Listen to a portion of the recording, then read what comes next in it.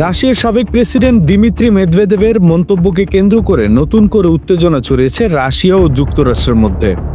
মেদভেদেভের এক উস্কানিমূলক বিবৃতির জবাবে মার্কিন প্রেসিডেন্ট ডোনাল্ড ট্রাম্প দুটি পারমাণবিক সাবমেরিনকে যথাযথ অঞ্চলে অবস্থান নেওয়ার নির্দেশ দিয়েছেন।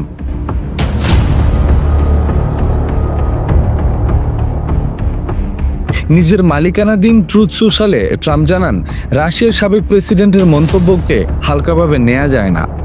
আমি আমাদের জনগণের নিরাপত্তার জন্য সাবমেরিন মোতায়েনের নির্দেশ দিয়েছি, তবে ঠিক কোথায় সাবমেরিন পাঠানো হয়েছে সে তথ্য প্রকাশ করেননি তিনি।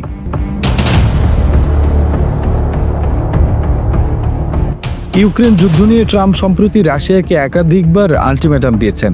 তিনি যুদ্ধবিরতিতে না এলে রাশিয়ার ওপর কড়া নিষেধাজ্ঞা ও শুল্ক আরোপের হুমকিও দেন। এর প্রতিক্রিয়ায় মেদভেদেভ ট্রাম্পকে আলটিমেটাম গেম খেলার অভিযোগে অভিযুক্ত করেন এবং পারমাণবিক পাল্টা ব্যবস্থার হুমকি দেন।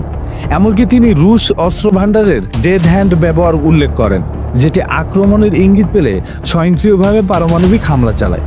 এই উত্তপ্ত বাক্য বিনিময়ের প্রভাব পড়ে রাশিয়ার অর্থনীতিতেও। ট্রাম্পের সাবমেরিন মোতায়েনের ঘোষণার পরপরই মস্কো শেয়ার বাজারে দরপতন হয়। ক্রেমলিন যদিও এখনও আনুষ্ঠানিকভাবে কোনো মন্তব্য করেনি, তবে রুশ রাজনৈতিক মহলে বিষয়টি নিয়ে আলোচনা তৈরি হয়েছে। ট্রাম্প ও মেদভেদেভ সামাজিক মাধ্যমে পরস্পরের বিরুদ্ধে ধারাবাহিকভাবে আক্রমণ চালিয়ে যাচ্ছেন। ট্রাম্প মেদভেদেভকে ব্যর্থ প্রেসিডেন্ট বলে আখ্যা দিয়েছেন, আর মেদভেদেভ তার বার্তায় ট্রাম্পকে নাটকবাজ ও অযোগ্য হিসেবে তুলে ধরেছেন।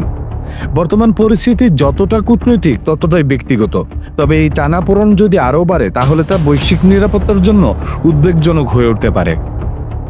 রাকিব বিন কুদ্দুস, আন্তর্জাতিক ডেস্ক, খবরওয়ালা।